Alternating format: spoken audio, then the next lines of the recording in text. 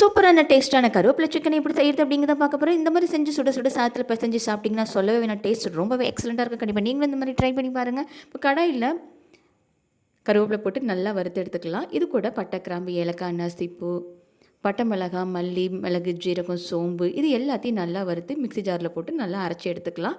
அதே கடாயில் எண்ணெய் ஊற்றி சின்ன வெங்காயம், பச்சை மிளகாய் போட்டு நல்லா எண்ணெயில் நல்லா வதக்கிக்கலாம். இது கூட தக்காளி, இஞ்சி பூண்டு விழுது அதையும் போட்டு நல்லா எண்ணெயில் நல்லா வதக்கி விட்டுக்கலாம்.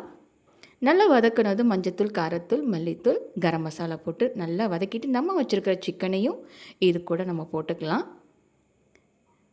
நல்லா வதக்கின பிறகு நம்ம போதுமான அளவு உப்பு போட்டு நல்லா வதக்கி விட்டுட்டு மூடி போட்டு ஒரு 10 மினிட்ஸ் வேக வச்சுக்கலாம். இப்போ நம்ம எடுத்து பார்த்தோம்னா கறியெலாம் நல்லா வெந்திருக்கு. இப்போ நம்ம அரைச்சி வச்சுருக்கிறத நல்லா தூவி விட்டுட்டு நம்ம லைட்டாக பரட்டி நம்ம எடுத்தோம்னா சுட சுட ஒரு சூப்பரான டேஸ்ட்டான கருவேப்பிலை சிக்கன் ரெடி. கண்டிப்பாக நீங்களும் ட்ரை பண்ணி பார்த்துட்டு எப்படி இருக்குங்கிறத சொல்லுங்கள்.